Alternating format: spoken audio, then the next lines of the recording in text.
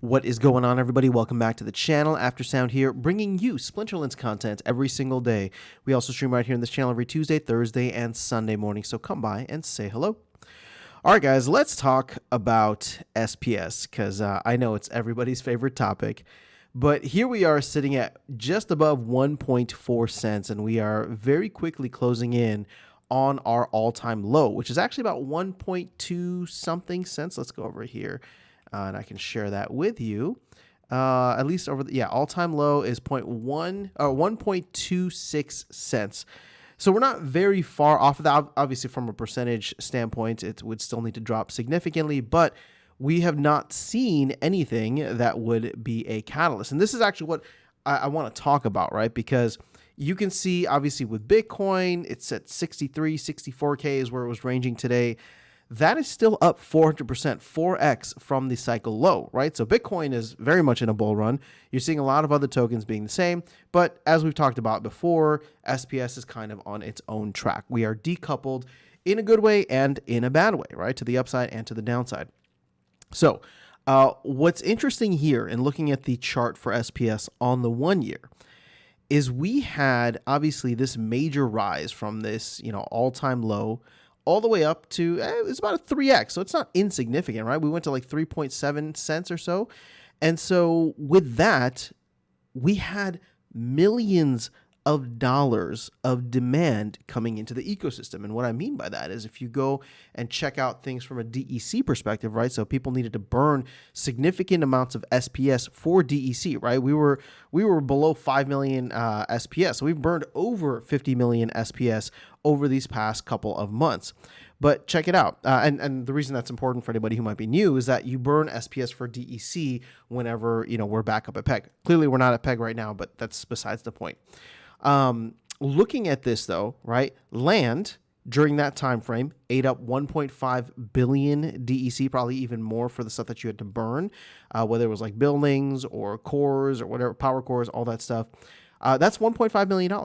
And then the Dow is sitting on almost 1.9 billion DEC as well. Now, some of that came from Rift Watchers, which started or swapped over to DEC in July, but it wasn't that much, right? A large majority of it came in through Rebellion. So we're talking about over 3 billion DEC, or at PEG, $3 million coming in, which pushed the price, again, not an insignificant amount, 300% from, 1.2, 1.3 up to 3.7. Well, we are quickly approaching that all-time low again. And my question to you is, where are we going to find another $3 million of demand, right? At this point, and here's the thing, it's got to be $3 million of demand for SPS, right? Or DEC. It's not like if you split that off and say, well, some people coming in, all the new players are going to need to buy cards. Yeah, well, that doesn't go towards SPS at all, right? So it has to be $3 million worth of demand coming into SPS and DEC.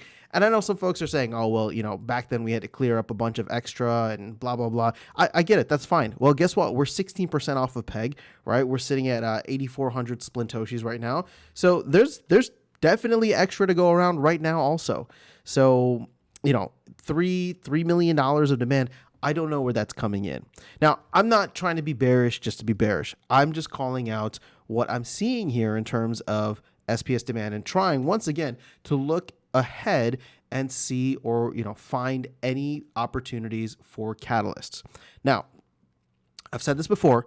I didn't see anything over the next couple of months, right? I was really hoping for the summer. But with the team's recent comments about, new player experience and a lot of the changes and features that they want to add into the game, not coming in until maybe closer to the end of Q3, right? So we'll say like end of September, maybe early October, before they're able to ramp up their marketing. That kind of extends that time frame. Now, I am excited for Bitcoin over the next couple of months. I mean, obviously the next year or so. But specifically after the halving, I wouldn't be surprised if we just went choppy or maybe even corrected after the halving, right? Everybody's expecting things to explode after the halving. I think we might get a situation where it's similar to what happened after the ETFs went live, or maybe we get a couple weeks, maybe a couple months, right, of just low, either choppiness, or we drop back down into the 50K which could take the entire market with it, right? Now, again, I'm still thinking that the summer will be fun, but the summer can still be 2 months away, right? So the halving is happening later this week. The summer, June or July, can still have like a nice pop off, a nice alt season later on. But these next couple of weeks, maybe even these next couple of months, could potentially be brutal for the crypto market if Bitcoin kind of just stays choppy or goes down further after the halving, right? For whatever reason. So with SPS being so close to its all-time low, the question then becomes, well, are we going to break it? Are we going to set new records in a bad way, right? By getting even lower. And obviously, I've talked before about the fact that I've spoken with several large enthusiastic whales, supporters of the game, who are still expecting SPS to go below 1 penny. And for the longest time, I didn't believe it, right? Especially after all of the enthusiasm following Land and Rebellion, and we popped from 1 to 3 cents, and I was like, okay, I'm feeling good now. But I'm starting to come around to that idea. And again, this is not a price prediction. I'm just relaying price predictions from other folks. I still think that dropping below a penny is going to be way too difficult. I think there are many people still in this community that would love to load up even before we get to a penny. But in terms of looking at this from an all-time low perspective, I think we have a good chance of reaching a new all-time low. Sadly, again, just because a lot of the stuff that the team is working on, all the catalysts, I'm just not seeing, right? There's nothing really over the next 3 months and maybe even the next 6 months now that's going to come in and really juice up SPS. Obviously, Claiborne with the Dow has been trying to cut emissions here and there, but that's not even the issue. That is part of the issue, but I've been saying we have way too much supply as it is. So people just have a bunch that they're willing to sell. And they're either selling it now or they're going to sell it on the next pump that we get. So that's going to mute any kind of gains or any kind of enthusiasm that happens with the price. So looking at that, again, the only X factor, right, the only unknown quantity here is going to be Soulkeep. And I know I had a video a little while back saying I think Soulkeep is going to save Splinterlands, and there's still a chance, right? But again, Soulkeep is just this unknown quantity. It's been an unknown quantity for almost 2 years now, right? Since it was announced.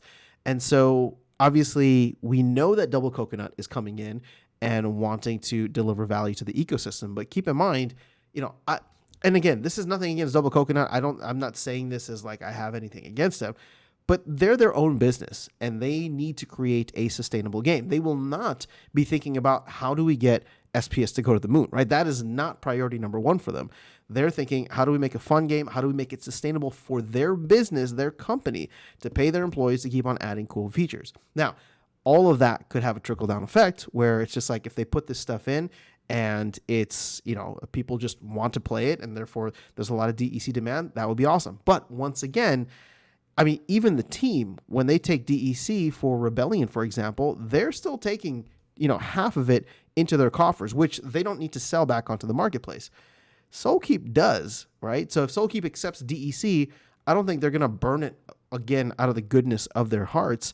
And I don't blame them. Again, they need to be able to earn revenue from this game to make it exciting and keep the features coming in.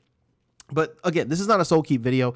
I was just mentioning that is really the only X factor. But when you dig deep enough down into it, you're just like, well, how much DEC could they burn, right? How much SPS could they require people to stake? How many people will actually be playing? Now, that's the other side of it, right? The direct value for SPS or direct utility for SPS. If they can get on their marketing and, get people to come in and stake some SPS, that would be fantastic. And I'm hopeful, but I have a very, very reserved and cautiously optimistic kind of outlook when it comes to that. So again, just trying to keep it straight with you guys here. Obviously, there's a lot of salt going around. All the numbers are red all across Splinterlands and across the market in general. And the truth is, once again, this is not a price prediction. I'm just saying this for my own mental, emotional benefit. I kind of expect it to go further. That is where my expectation is, at least over the next couple of weeks, maybe even months.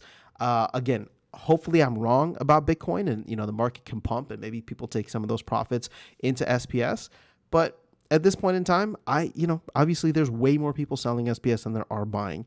And I just don't see the catalyst coming in the near future. If I am wrong, if you see something say something, right? If there's something that I am missing, then definitely let me know. But at this point in time, SPS is not, yeah, I'm thinking we'll hit a new all-time low, but we'll follow this further as we go along. Let me know your thoughts in the comments below. Otherwise, I will catch you all in the next one and see you around the game. Take care.